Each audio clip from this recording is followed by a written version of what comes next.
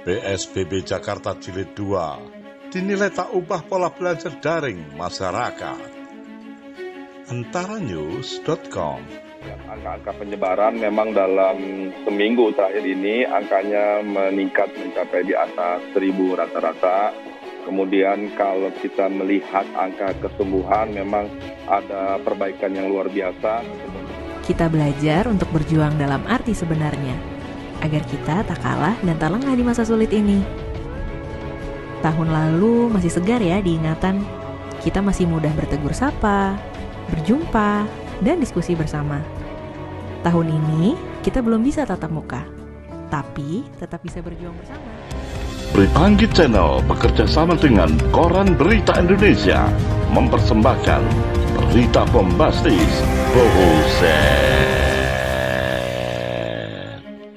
Pemirsa, sebelum video ini dimulai, sentuh dulu tulisan subscribe yang cetak merah di bawah. Dan jangan lupa tekan pula loncengnya, agar Anda dapat notifikasi setiap kali kami upload video baru. Yuk, tekan subscribe, itu gratis. Sekarang ya, 1, 2, 3. Nah, Anda sudah mendukung channel ini. Support Anda selalu kami tunggu. Terima kasih. Pemerintah DKI Jakarta akan kembali mengambil kebijakan pembatasan sosial berskala besar atau PSBB secara total atau yang kedua mulai Senin 14 September yang dinilai tidak akan mengubah tren konsumsi masyarakat saat berbelanja secara daring. Saya tidak melihat akan ada perubahan yang signifikan di PSBB kedua ini, karena ibaratnya orang sudah mulai menyesuaikan tentang COVID. Kalau pertama kali PSBB itu orang stok, menimbun barang, menimbun vitamin, masker. Sekarang ini suplai sudah mulai banyak, ujar CEO Bukalapak, Rahmat Kaimudin, dalam diskusi virtual yang digelar Jumat. Pendapat Rahmat diperkuat dengan data bahwa selama pandemi COVID-19, tren belanja masyarakat cenderung dinamis, sesuai dengan kebutuhan maupun tren di waktu-waktu tertentu. Vice President of Marketplace Bukalapak, Kurnia Rusyada, juga menjelaskan bahwa tren penjualan di pasar online atau marketplace saat pandemi cenderung dinamis, dengan peningkatan-peningkatan yang berbeda-beda di tiap kategori produk. Misalnya, di awal pandemi kami melihat pertumbuhan kategori kesehatan itu drastis sekali, bisa sampai ratusan %. Dan ini contohnya didukung oleh tingginya permintaan vitamin dan suplemen, ujar Kurnia.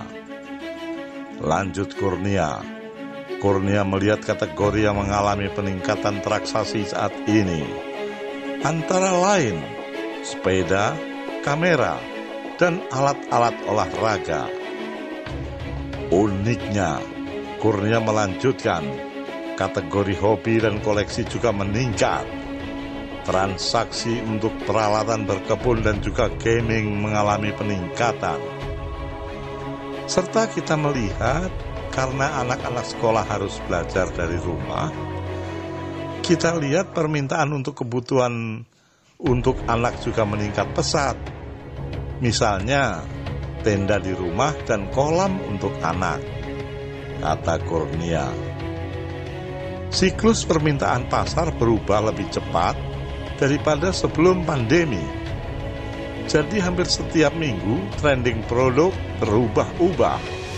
Ia menambahkan, menariknya, waktu belanja online juga mengalami perubahan.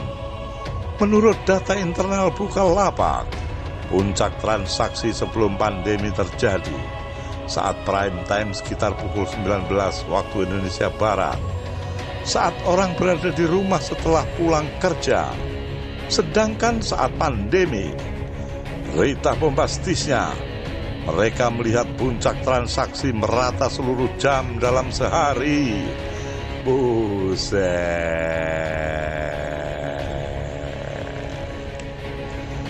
Bagaimana komentar Anda? Tulis di bawah ini ya. Tekan subscribe, lalu lonceng